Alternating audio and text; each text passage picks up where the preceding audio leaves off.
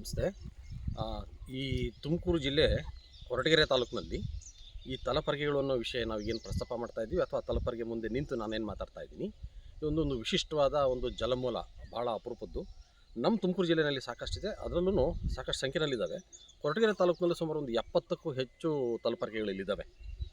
ಭಾಳ ವಿಶಿಷ್ಟವಾದ್ದು. ಇಲ್ಲಿ ಕಡಿಮೆ ಮಳೆ ಬೀಳುವಂಥ ಪ್ರದೇಶದಲ್ಲಿ ಇಲ್ಲಿರೋ ರೈತ ಸಮುದಾಯನ ಕಾಪಾಡ್ತಾ ಇರೋವಂಥದ್ದು, ಬೇಸಿಗೆನಲ್ಲೂ ಸಹ ರಕ್ಷಣೆ ಮಾಡ್ತಾ ಇರೋಂಥದ್ದು, ಜಾನುವಾರುಗಳನ್ನ ಬೆಳೆನ ಕಾಪಾಡ್ತಾ ಇರೋಂಥ ಒಂದು ಅತ್ಯಮೂಲ್ಯವಾದಂಥ ಇಲ್ಲಿನ ಪ್ರದೇಶಕ್ಕೆ ವಿಶಿಷ್ಟವಾದಂಥ ತಲಪರ್ಗಿಗಳು. ಆ ಜಾಗದಲ್ಲಿ ನಿಂತು ಮಾತಾಡ್ತಾ ಇದ್ದೀನಿ ನಾನೀಗ. ಇಲ್ಲೇನಾಗ್ತಾ ಇದೆ ಅಂದರೆ, ತುಂಬ ಇಲ್ಲಿ ನೀರು ಸಾಕಷ್ಟು ಸೋರ್ಸ್ ಇದೆ, ಸಾಕಷ್ಟು ನೀರು ಚಿಲ್ಮೆನಲ್ಲಿ ಉಕ್ತಾ ಇದೆ.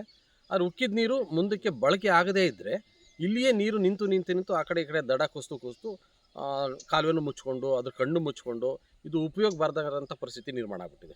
ಈಗ ಬದಲಾಗ್ತಿರೋ ಸನ್ನಿವೇಶದಲ್ಲಿ ಗ್ರಾಮನ ತೊರೆದು ಯುವಕರೆಲ್ಲನೂ ಪೇಟೆ ಸೇರ್ತಿರೋಂಥ ಸಂದರ್ಭದಲ್ಲಿ ವ್ಯವಸಾಯದಿಂದನೇ ವಿಮುಖರಾಗ್ತಿರೋಂಥ ಈ ಜನರ ಮಧ್ಯೆ ಇನ್ನೂ ಕೃಷಿ ಉಸಿರಾಡ್ತಾ ಇದೆ. ಅದನ್ನು ಬೇಕು, ನಾವು ನೀರು ಸಿಕ್ಕದನ್ನು ಬಳಸ್ತೀವಿ ಅಂತ ಆಸೆ ಪಡ್ತಿರುವಂಥ ಒಂದು ಸಮುದಾಯ ಇದೆ.